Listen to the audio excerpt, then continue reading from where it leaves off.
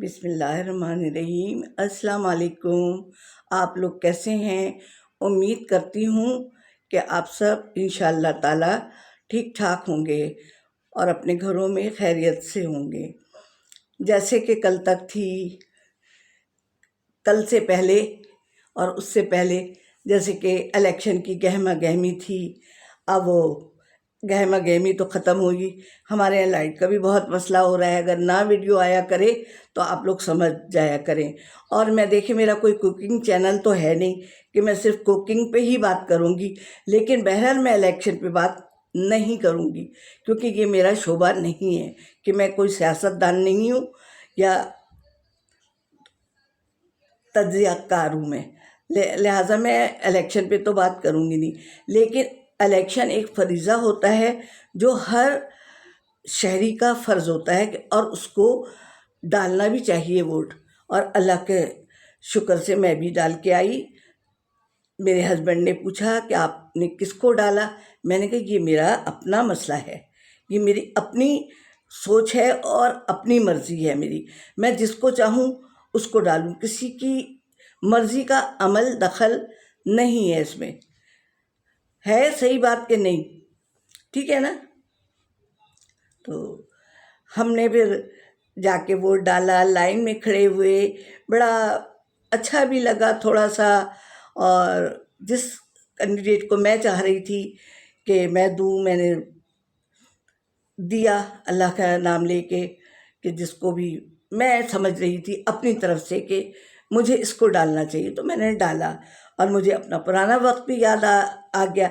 आज मेरा दिल चाह रहा है मैं आप लोगों से बातें करूं थोड़ा सा, तो मैं इसलिए अब आप लोगों से बातें कर रही हूँ। समझिए कि कहते हैं, मैंने पहले ही दिन कहा था कि मैं अपनी जो मैंने इतनी ज़िंदगी गुजारी है 60-65 साल, तो वो मैं आपको अपना तजर्बा बताऊंगी। तो मुझे अपनी याद भी आ गई। मैंने टीचर्स को देखा तो मुझे भी अपना वक्त याद आ गया कि कभी मैं भी ऐसे ही बैठा करती थी, लोग आते थे, हम आइडेंटिटी कार्ड चेक करते थे कि जैसे कि आज हमारा किया जा रहा है। तो सारा वो नज़ारा आँखों में घूम जाता है कि सुबह ही उठते पहले जाते थे, कभी एक ज़माने में कोर्ट जाया करते थे, फिर थाने जाया करते थे कि वहाँ से बैलेट बॉक्स वगैरह और सारी चीज़ें लें और फिर हम आगे के प्रोसीजर में चलें। फिर अपना सेंटर देखते थे कहाँ है। फिर जिस दिन पोलिंग होती थी उस दिन अपना सुबह ही जाते थे, अज़ान होने से भी पहले मेरे हस्बैंड छोड़ के आया करते थे। तो और दिन हम सेंटर देखने जाते थे। मेरी बच्ची भी छोटी थी, उस दिन कह रही थी, मामा आपको याद है आप कितनी सुबह जाया करती थी? और हमें भी कभी कभार जब सेंटर में जाया करती थी। तो मैंने कहा बेटा कोई किसी के पास छोड़ने का वो नहीं होता था ना, तो आप कहिए आपका कितना क्या आपको पैसे मिलते थे जो आप लोग? मैंने कहा बेटा पैसे सिर्फ 2 ही दिन के मिलते थे, पहले सूबाई और कौमी के अलग अलग हुआ करते थे पहले। तो मैंने कहा बेटा पैसे मिलते थे और ठीक ठाक मिलते थे, अब भी मिलेंगे, ऐसी बात नहीं है कि नहीं मिलेंगे। तो बहुत अच्छा भी लगा। और अब ये अल्लाह की मर्ज़ी के जिसको हमने दिया वो कामयाब हुए या नहीं हुए, ये वोटों की गिनती में कि किन लोगों ने पसंद किया। और हर एक की घर में 4 लोग होते हैं, तो 4 लोगों की मर्ज़ी होती है, कोई किसी का पाबंद नहीं होता कि अपनी मर्ज़ी कोई किसी पे मुसल्लत नहीं कर सकता। तो चलें भाई, आज तो ये बातें हो गई और आप सबकी मैं बहुत शुक्रगुज़ार हूँ कि आप लोग मुझे देख रहे हैं। बहुत शुक्रिया, बहुत मेहरबानी कि आप लोग मुझे देख रहे हो। तो मैं आपकी शुक्रगुज़ार हूँ और हमेशा रहूँगी कि मेरा और आपका नाता जुड़ा हुआ है। तो चले आज मैं देखिए, ये तो हो गई इलेक्शन की बात कि बड़ा मज़ा आता था बड़ा। और पोलिंग स्टेशन पे खाना पीना भी होता था, हमारे कुछ गवर्नमेंट की तरफ से हमें आता था खाना, कुछ हमारे बहन भाई दे देते थे, कुछ हमारे घरों से टीचर्स के आ जाता था, तो बड़ा मज़ा भी आता था। एक पिकनिक भी हो जाती थी, एक फरीज़ा भी अदा कर देते थे हम लोग और इन्जॉय भी कर लेते थे। और फिर जाके अंधेरे 10-11 बजे फिर हमारे मियाँ आते थे वो ज़माना वैसे इतना नहीं था कि मोबाइल हर एक के पास हो, और अलाउ भी नहीं था। तो देखें, ये गुजरी हुई बातें भी याद आती हैं। तो मैंने शुरू में कहा था कि मैं सब आपको बताऊंगी कहाँ कहाँ से गुजरी हूँ मैं, हैं। फिर वही ना, पोलिंग स्टेशन गए तो ये वही याद आ गया कि ये तो वही जगह थी, गुजरे थे हम जहाँ से। तो चलिए आज मैं आपको कुछ घर किचन की टिप्स बता दूँ। तो सबसे पहले तो जैसे होता है ना कि चींटियाँ आ जाती हैं अक्सर, अभी तो इतनी नहीं है लेकिन उमूमन चीनी वगैरह में चींटियाँ चींटियाँ चींटियाँ जो भी कह लें, आंट, तो वो आ जाती है चीनी वगैरह में, टेबल पे रखी होती है वहाँ पे भी। तो उसमें आप 10-12 लौंगे, ये जो हम लोग खाना पकाने में डालते हैं, वो डालते हैं। तो इंशाल्लाह ताला कभी भी उसमें चीनी में चींटियाँ उसकी खुशबू से चली जाएंगी।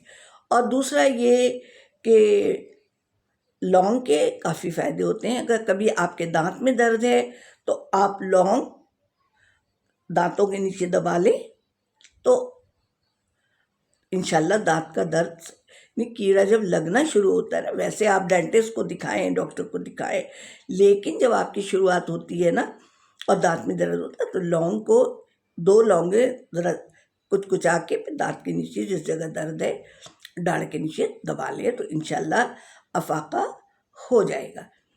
दूसरा ये है, लौंग के ही बता रही हूँ कि नींबू जो होता है ना, लीमू या नींबू जो भी बोल रहे हैं आप लोग, उसको 2 फाँकें करें और उसमें आप नींबू के अंदर वो लौंगे घोंप दें, यानी डाल दें, और उसको कमरे में रख दें घर में, कि उससे जो है ना आपके ये मच्छर जो है ना, क्योंकि एक ज़माना आता है कि डेंगू का बहुत ज़ोर होता है, उससे मच्छर नहीं आएंगे, और डेंगू का तो मच्छर बिल्कुल नहीं आएगा। और जब वो सूख जाए नींबू बिल्कुल, तो 2-4-6 दिन के बाद उसको बदल के दूसरा उसका वो कर दीजिए। अब आपने एक नींबू के 2 पोर्शन किए, एक जगह लगा दिया, अगर टीवी लाउंज में लगा दिया, कमरे में लगा दिया, इस तरह आप जैसे चाहें वैसे कर सकते हैं। और दूसरी चीज़ें ये होती हैं कि हम बहुत सी चीज़ें ऐसी होती हैं कि जैसे गरम मसाला है, हम पीस के रख लेते हैं। देखिए कि सारी सहूलतें होती हैं कि हम पहले से करके रख लें, तो ये हमारे लिए आसानियाँ होती हैं कि गरम मसाला पीस के रख लिया, ठीक है, और ज़ीरा पीस के रख लिया, क्योंकि अब ये रमज़ान में भी हमारे लिए फ़ायदेमंद होंगे। अब रमज़ान कोई दूर नहीं है कि नहीं? ये रजब अब ख़त्म होने वाला है, अब रमज़ान आएंगे, तो आप ये थोड़े सी चीज़ें ना पहले करके रख लें, क्योंकि ज़ीरे का इस्तेमाल पिसे हुए ज़ीरे का बहुत होता है, चटनी में भी होता है, रायते में भी होता है, पकौड़ियों में भी होता है। तो ये करके आप रख लें पहले से, कि इंशाल्लाह आपके लिए फ़ायदेमंद होगी। हम लोग भी करके रखते हैं इस तरीके से। तो अब और इसी तरह लहसुन अदरक, आप लहसुन अलग पीसें, अदरक अलग पीसें और प्लास्टिक की बोतल में रखें और फ्रीज़र में रखें। जब आपको यूज़ करना हो थोड़ी देर पहले निकाल लें, और नहीं तो जो कोई पुरानी आपके पास बर्फ़ की क्यूब्स वाली ट्रे हो, उसमें रख लें आप, समझे। उसमें अदरक और लहसुन चाहे साथ कर लें या अलग, और जब वो जम जाए तो उसको निकालें और किसी पॉलीथीन की थैली या डब्बे या किसी चीज़ में भी आप रख लें, तो वो आपको उस वक़्त काम आएगा। क्योंकि देखें रमज़ान में ज़रा टाइम कम होता है, काम ज़्यादा होता है, तो ये सब करके रख सकते हैं। इसी तरह आप मूंग की दाल के बड़े वगैरह बना के पहले से रख सकते हैं, आपके पीस के करके बना के पहले रख दीजिएगा, कि बड़े बना के आपने पॉकेट बना के फ्रीज़र कर दिए। तो मेरे ख़्याल में इतनी जो है ना आज के लिए काफ़ी ये बातें भी हो गई, और मुझे दुआओं में याद रखें, कहीं गलती की हो नानी ने तो माफ़ कीजिएगा, और मुझे सब्सक्राइब करते रहें, लाइक करते रहें, और अब जो रिज़ल्ट होगा वो तो आप सबको पता ही चल जाएगा। ये तो बहुत स्लो स्लो आ रहा है, यूँ मेरा गले गधा गाड़ी पे आ रहा है। चले फिर, अल्लाह हाफिज़।